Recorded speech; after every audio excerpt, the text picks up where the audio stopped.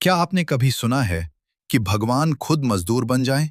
वो भी अपने किसी अमीर भक्त के लिए नहीं, बल्कि एक गरीब किसान का कर्ज चुकाने के लिए। पूरी नगरी में एक रात ऐसा ही हुआ। मंदिर के द्वार बंद थे।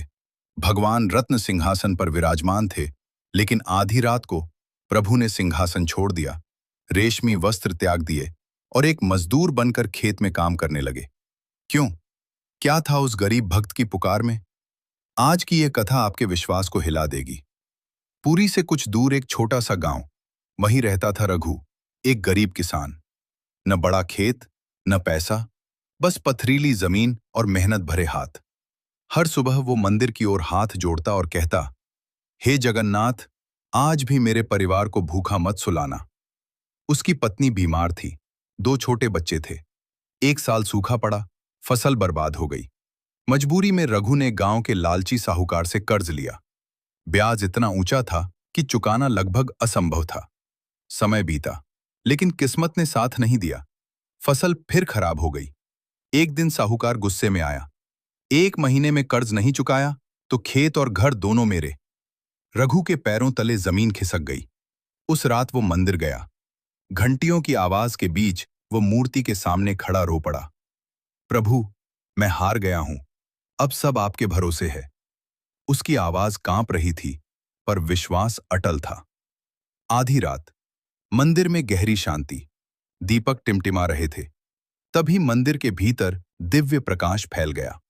कहते हैं, भगवान जगन्नाथ की आंखों से करुणा झलक रही थी। और फिर प्रभु सिंहासन से उतर आए। रेशमी वस्त्रों की जगह साधारण धोती धारण की, हाथ में फावड़ा लिया। मंदिर के द्वार बंद थे, पर उन्हें रोकने वाला कौन? रात का अंधेरा, रघु का खेत पत्थरों से भरा। तभी एक अजनबी मजदूर वहां पहुंचा। बिना कुछ कहे वो पत्थर हटाने लगा। फावड़ा चलाता रहा, पसीना बहता रहा। पूरी रात उसने अकेले खेत साफ कर दिया। चांदनी में उसका चेहरा चमक रहा था। सुबह होने से पहले वो चुपचाप चला गया। सुबह रघु खेत पहुंचा। उसकी आंखें खुली की खुली रह गईं। खेत पूरी तरह समतल और जोता हुआ था। पड़ोसी बोले, रात को एक मजदूर आया था, उसने पूरा काम कर दिया। रघु समझ गया। उसकी आंखों से आंसू बह निकले। प्रभु, आप सच में आ गए थे। उस साल फसल लहलहा उठी।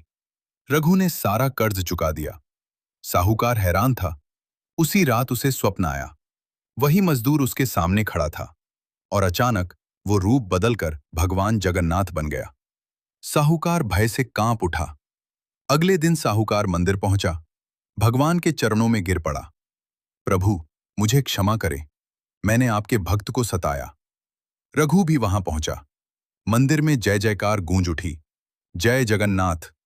लोगों ने देखा, भगवान के चरणों पर हल्की मिट्टी के निशान थे। सब समझ गए, प्रभु सच में मजदूर बने थे। दोस्तों, ये कथा सिखाती है, भगवान और भक्त के बीच कोई दूरी नहीं। सच्ची पुकार कभी व्यर्थ नहीं जाती। जब संकट बड़ा हो तो विश्वास और बड़ा रखो। अगर आपको भी विश्वास है कि भगवान सच्चे भक्त का साथ देते हैं, तो कमेंट में लिखें, जय जगन्नाथ। वीडियो पसंद आया हो तो लाइक करें और ऐसे ही चमत्कारी भक्ति कथाओं के लिए चैनल को सब्सक्राइब करें।